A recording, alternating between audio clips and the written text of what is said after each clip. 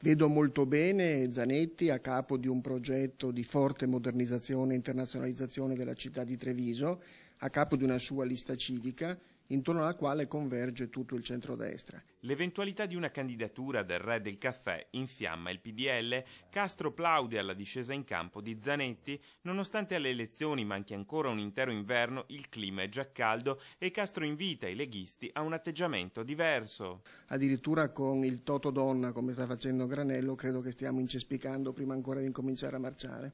Il PDL intanto sarà chiamato a settembre a congresso, obiettivo stabilire una roadmap per le elezioni comunali. Sintesi che faremo in occasione di un congresso che terremo tra fine settembre e primi di ottobre, un congresso che proprio farà il punto sulla situazione delle amministrative, non solamente del comune di Treviso ma anche degli altri comuni che vanno al voto. Intanto in casa Lega Nord è il numero 1 in regione a commentare la notizia di una discesa in campo di Zanetti in accoppiata con Gentilini. Ma ho l'impressione che stia diventando un convoglio, perché ogni giorno ci date un nome nuovo, quindi sto tandem ormai a 4 o 5 posti.